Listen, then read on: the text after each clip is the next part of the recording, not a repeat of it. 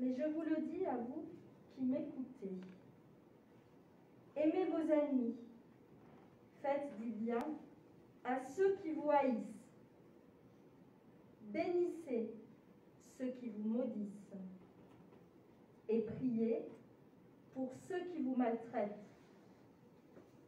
Si quelqu'un te frappe sur une joue, présente-lui aussi l'autre. Si quelqu'un te prend ton manteau, laisse-le prendre aussi ta chemise. Donne à tout homme qui te demande quelque chose. Et si quelqu'un te prend ce qui t'appartient, ne le lui réclame pas. Faites pour les autres exactement ce que vous voulez qu'ils fassent pour vous. Si vous aimez seulement ceux qui vous aiment, pourquoi vous attendre à une reconnaissance particulière? Même les pécheurs aiment ceux qui les aiment. Et si vous faites du bien seulement à ceux qui vous font du bien, pourquoi vous attendre à une reconnaissance particulière? Même les pécheurs en font autant.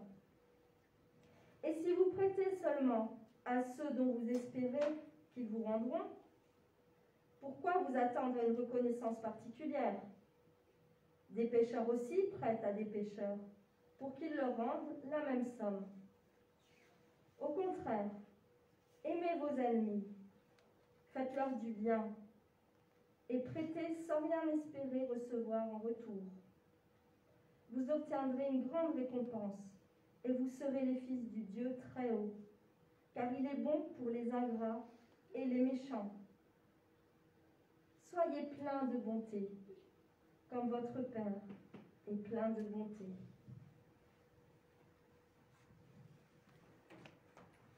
Merci.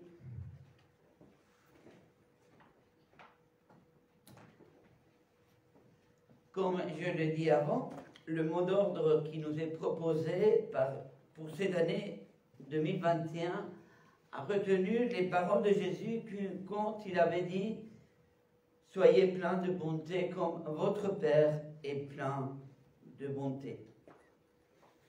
Face à ce commandement de Jésus, je me suis demandé si l'Église et les personnes qui la composent et la fréquentent avaient besoin d'être interpellés sur le fait d'être plein de bonté. À quoi cela correspond-il aujourd'hui au milieu des circonstances que sont les nôtres?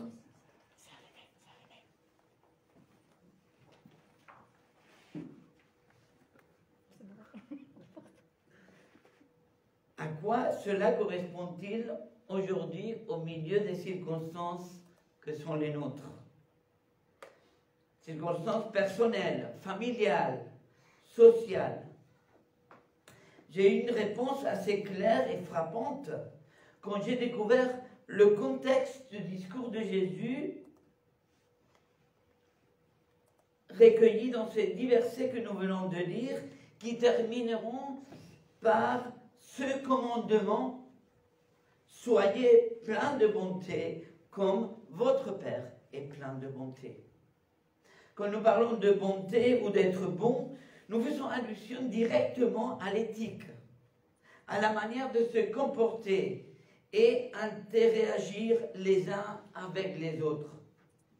J'en conviens qu'une prédication moraliste n'est pas bien accueillie. Mais d'un autre côté, nous ne pouvons pas faire taire la parole de Dieu, parce que cette parole-là ne serait à notre convenance ou qu'elle ne répondrait à notre besoin actuel. Néanmoins, quand Jésus commence en disant « Mais je vous le dis, à vous qui m'écoutez », c'est-à-dire, selon la notion biblique d'écouter, à vous qui prenez en compte ce que je dis, à vous qui obéissez à ce que je dis, qui obéissez à mes paroles, à vous qui me reconnaissez Seigneur de votre vie. Quand Jésus me parle de cette manière, la leçon qui est peut-être vue comme moraliste devient nécessaire pour ma vie de tous les jours, car cela vient du Seigneur qui est bon avec moi. Quand nous parlons de la bonté ou d'être bon, nous faisons allusion directement à une interaction entre personnes, ce qui veut dire une relation dans le partage. Mais quelles sont les façons de partager? Et je vous invite à découvrir deux façons de partager. La première, le partage humain, et le deuxième, le partage par la foi. Et je vous invite à commencer par la première, le partage humain. Verset 27.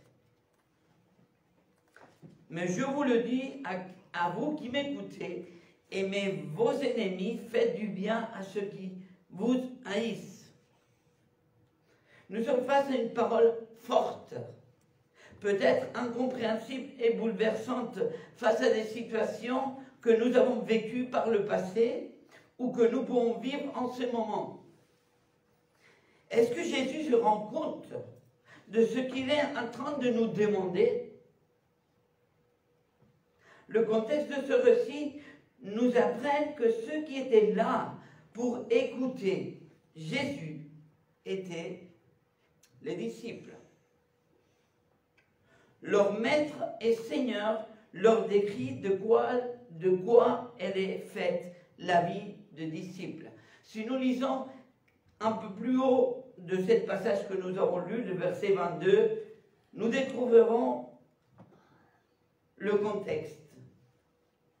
Jésus dira aussi, « Heureux êtes-vous si les hommes vous haïssent, s'ils vous rejettent, vous insultent et disent du mal de vous, parce que vous croyez au Fils de l'homme. » Nous sommes en plein dans les béatitudes.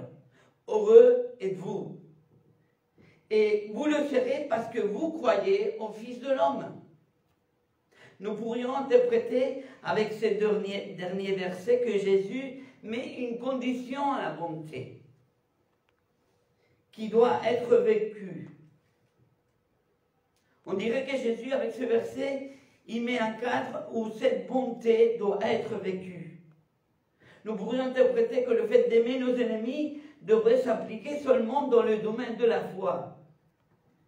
L'appliquer surtout ce qui concerne l'Église, à la communauté. Nous devons aimer nos ennemis, c'est-à-dire à ceux et celles qui attaquent les chrétiens et l'Église. L'application de ce verset pourrait être conçue dans tout ce qui concerne le Christ, à l'évangélisation, mais surtout pas à ma vie personnelle. Mais surtout pas dans les cas qui concernent ma personne, mon intimité. Nous demandons d'appliquer ce verset dans tous les domaines de notre vie et en dehors de l'Église, c'est toute une autre chose. Pour mettre en pratique la bonté par le fait d'aimer l'autre dans toutes les situations de ma vie, nous avons besoin de sentir un minimum de partage humain. Un partage qui puisse nous rassurer, qui puisse accueillir un minimum ce que nous sommes. Un partage qui éloigne de moi la peur d'être toujours le perdant. Comment aimer mon ennemi? Comment aimer celui ou celle qui me fait du mal, qui me dénigre, qui m'injurie? Où se trouve dans cette dynamique dégradante et insupportable le partage nécessaire qui va se vivre dans une relation de respect de l'un et de l'autre? Dans ce cas, le mot d'ordre de cette nouvelle année, soyez plein de bonté, comme votre Père est plein de bonté, devient pesant, culpabilisant, voire écrasant, parce que j'y arrive pas. Si notre compréhension se limite à la sphère de l'Église, cette parole peut être nécessaire pour alimenter et faire vivre encore plus les relations où il existe un partage humain, afin que ces relations puissent tenir dans la durée. Ces versets pourraient m'aider à construire et faire grandir toute relation qui va m'aider à grandir et à m'épanouir dans le partage humain sain. Ce verset va m'aider à mettre toute mon énergie cette nouvelle année dans les relations qui me font du bien. Et ainsi, je m'écarterai de toutes les autres relations qui sont toxiques à mon égard. Je dois dire que pas mal de versets de la Bible qui sont extraits de leur contexte peuvent nous donner des bases qui peuvent sembler d'une logique solide et cohérente avec nos situations au quotidien, mais qu'en réalité ne le sont pas. Cela peut être le cas du verset du mot d'ordre pour cette année. Soyez pleins de bonté, comme votre Père est plein de bonté, mais avec celui-là, avec celui-là, avec celui-là, mais pas avec les autres. Voilà. Ça ne tient pas. Verset 32. Si vous aimez seulement ceux qui vous aiment, pourquoi vous attendre à une reconnaissance particulière? Même les pécheurs aiment ceux qui les aiment. Jésus va avancer le même argument comparatif 3 fois, le verset 32, 33 et 34. Même les pécheurs aiment ceux qui les aiment. Les paroles sont dures et difficiles d'entendre, car celles-ci mettent en lumière la réalité d'un partage humain. Le mot d'ordre de cette année peut être pris comme un simple rappel à la morale chrétienne. Et nous pouvons partir d'ici comme nous sommes venus, ça en plus, et demain c'est lundi, il y a une autre semaine qui commence. Ou bien ce mot d'ordre mis dans le contexte et le discours de Jésus peut nous faire réfléchir comment je veux vivre cette nouvelle année. Est-ce que je voudrais continuer à vivre dans un partage humain qui me va bien pendant le temps qui va durer, tenir, ou je voudrais plutôt découvrir le fait de vivre dans un partage par la foi. Versets 28 et 29. Bénissez ceux qui nous maudissent, ceux qui vous maudissent, et priez pour ceux qui vous maltraitent. Si quelqu'un te frappe sur une joue, présente-lui aussi l'autre. Si quelqu'un te prend ton manteau, laisse-le prendre aussi ta chemise. Nous sommes face à des versets qui ont fait bondir à plus d'un. Comment c'est possible que le Seigneur nous demande d'être des lavettes, à nous laisser faire, à se mettre comme des carpettes au ras du sol face aux autres? Comment c'est possible? Bon, tout d'abord, est-ce que le Seigneur nous demande ça, ce que je viens de dire? Je ne pense pas. Les trois seules demandes que je trouve dans ce verset, c'est bénissez, priez et répondez autrement. Je conçois que de tels versets puissent être choquants, mais permettez-moi de vous poser une question peut-être aussi choquante. Si nous devons riposter, nous défendre, frapper plus fort en réponse à ceux qui nous maudissent, à ceux qui nous frappent et nous prennent, alors à quoi sert l'évangile de Jésus-Christ? La parole de Dieu ne nous demande pas d'être des lavettes et de nous laisser faire ou de nous mettre comme des carpettes devant les autres. Dieu nous demande d'aimer et d'être porteurs de l'évangile de Jésus-Christ. N'oublions pas que ces paroles sont adressées à ceux qui obéissent et suivent Jésus parce que vous croyez au Fils de l'homme. Croire, ce n'est pas qu'une idée philosophique en dehors de la réalité. Croire, c'est mettre en action le salut que nous avons reçu en Jésus-Christ.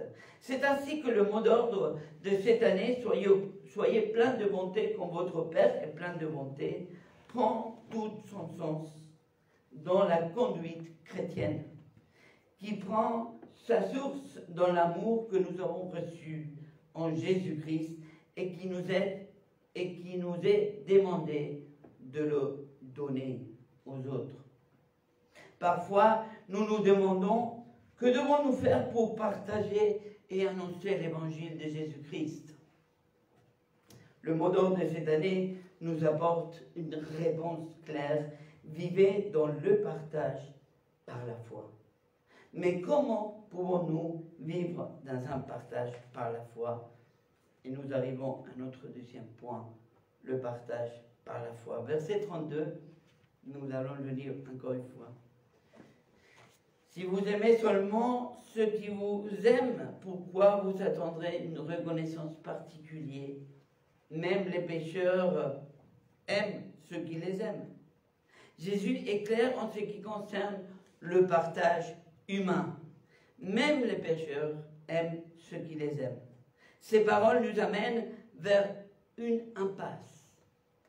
Ces paroles nous placent vers une exigence.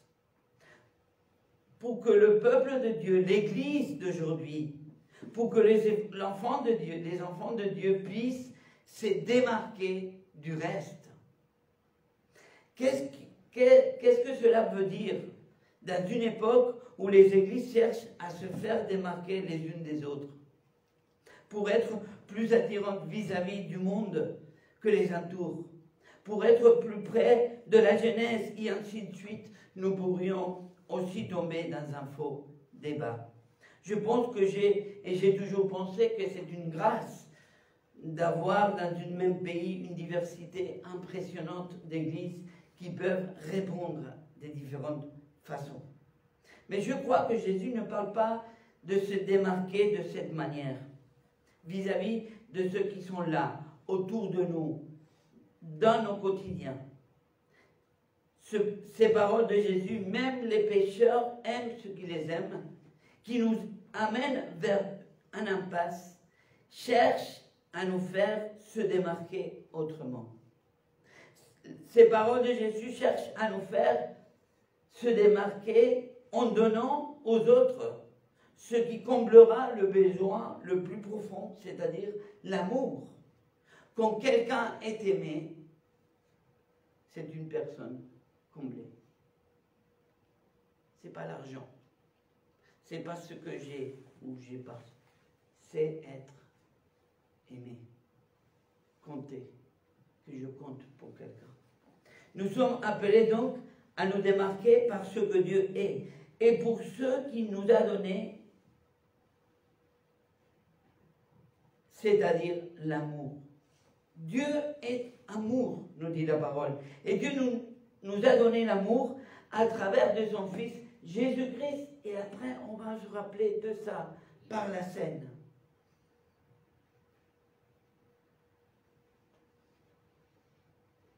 Afin que quiconque croit en lui ait la vie et pas la mort.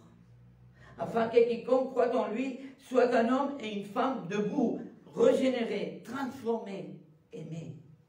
C'est dans cette manière de se démarquer que nous pourrons vivre dans ce partage dans la foi.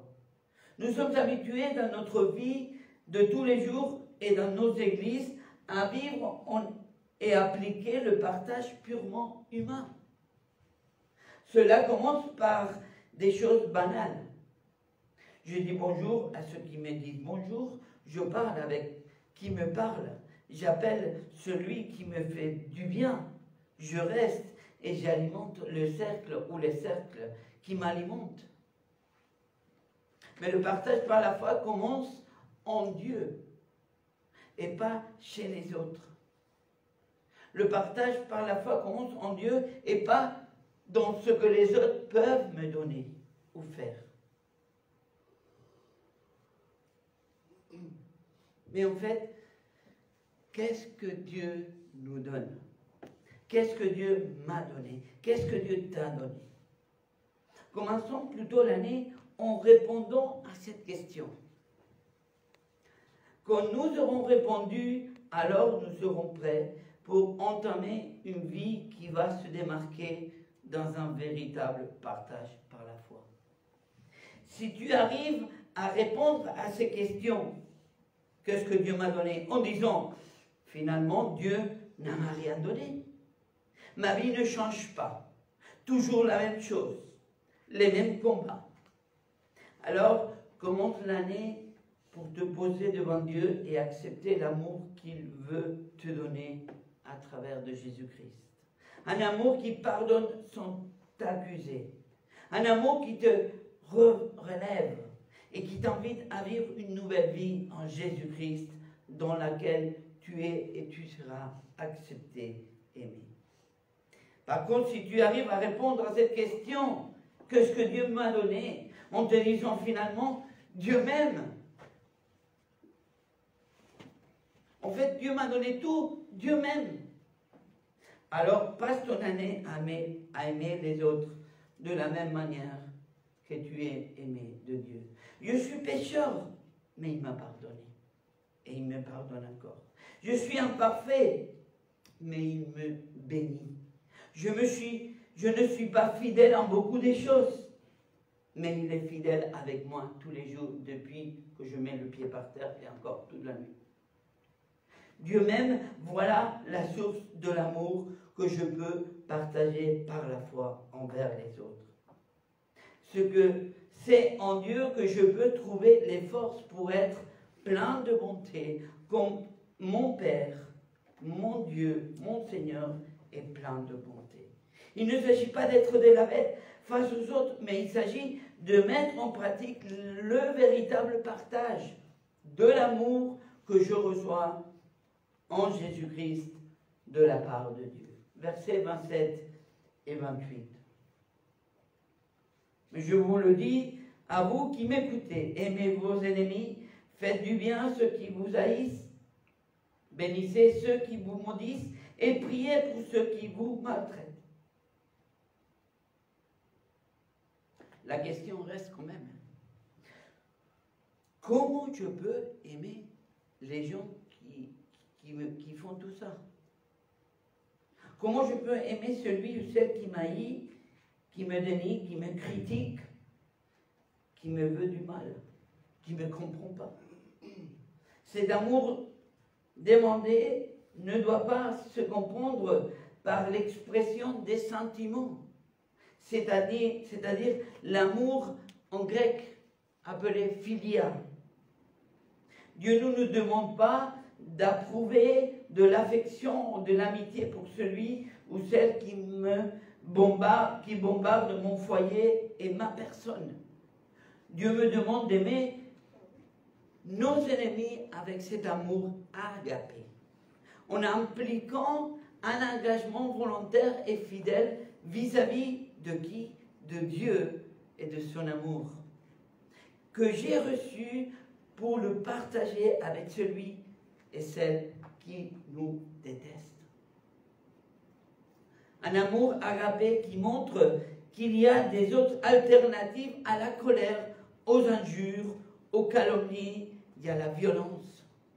Cet amour agapé avec lequel devons aimer nos ennemis doit désamorcer et apporter un espace où il est possible de vivre une nouvelle compréhension de vie et pas de mort. Cet amour doit être un amour dans l'action faite du bien, bénissez et priez. Peut-être que cet amour agapé en action, nous ne pourrons jamais l'exercer avec la personne en question directement.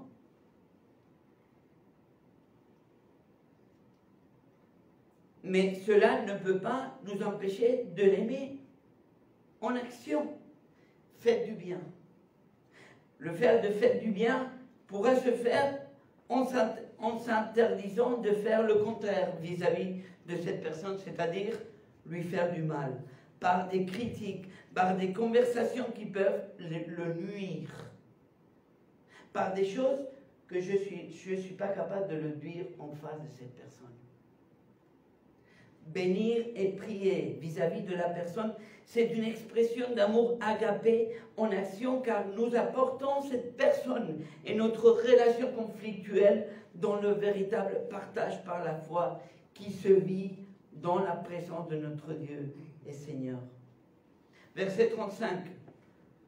Au contraire, aimez-vous vos ennemis, faites-leur du bien et prêtez sans rien espérer recevoir en retour. Vous obtiendrez une grande récompense et vous serez les fils du Dieu très haut, car il est bon pour les ingrats et les méchants.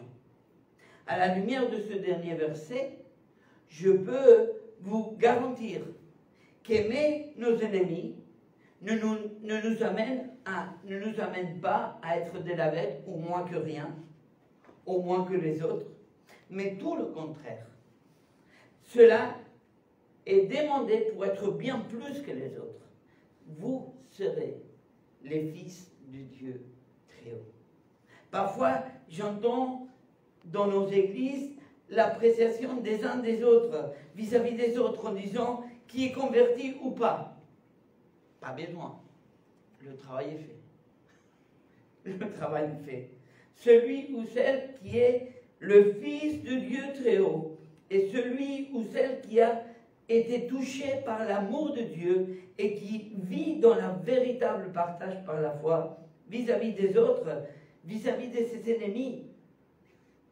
Arrêtons de nous faire de mal. Arrêtons d'avoir peur les uns des autres, de nous éviter, car c'est la seule manière que nous pourrons vivre l'évangile de Jésus-Christ. Parfois, il y a des personnes qui sont capables de faire des exploits dans l'évangélisation. Et nous, on les pointe de mais non, mais moi, je ne suis pas capable de faire ça. Mais on est capable tous d'aimer. Parce que nous sommes aimés de Dieu. J'arrive à ma conclusion. Soyez pleins de bonté, comme votre Père est plein de bonté. Pour cette nouvelle année qui est bien commencée déjà, et qui commence dans une situation compliquée, je nous propose de commencer à mettre en pratique ce verset du mot d'ordre 2021. Pas seulement dans nos églises et entre nous, mais en dehors de l'église, déjà dans nos propres familles et partout où nous allons. Je dois vous avertir que deux choses vont arriver assez rapidement. La première, que nous allons avoir l'impossibilité d'aimer ceux qui nous haïssent ou ceux qui nous font du mal. Et la deuxième chose qui va arriver rapidement, c'est que nous aurons beaucoup du mal à prier pour eux. Ce qui va être important, c'est de ne jamais oublier où est fondé le partage par la foi, afin de dépasser le partage humain qui nous fera toujours nous éloigner de notre rôle d'enfant de Dieu et qui rendra muet l'évangile de Jésus-Christ face à ceux qui ont besoin de l'entendre. Et parfois, c'est ceux qui nous vont de mal. C'est en restant toujours dans les partages humains que le véritable ennemi, le diable, va échafauder plein des arguments pour ne pas aimer ceux qui nous maudissent, maltraitent ou injurent. On aura les raisons valables, ce que vous voulez.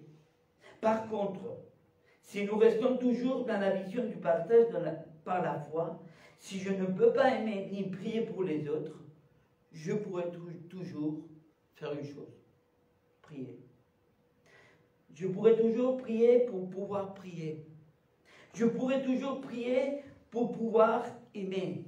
Car l'amour et la force, nous la recevons de Dieu et pas de nulle part d'autre.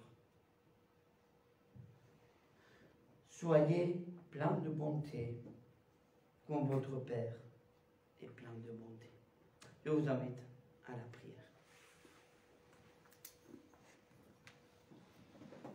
Notre Père, notre Dieu, quand nous ouvrons ta parole, il y a parfois des choses qui nous freinent. Parce que nous partons de la vie que ce n'est pas pour nous, que nous ne pourrons pas y arriver. Mais c'est toi qui nous le dis. C'est toi qui parles à tes enfants, à ceux qui t'écoutent, à ceux qui te prennent au sérieux. Et c'est toi qui nous demandes d'aimer à ceux qui nous haïssent. C'est toi qui l'as fait d'abord. C'est toi qui as aimé tes ennemis et qui a prié c'est ton fils qui a payé le prix parce que tu les as aimés, parce que tu m'as aimé et parce que face à cet amour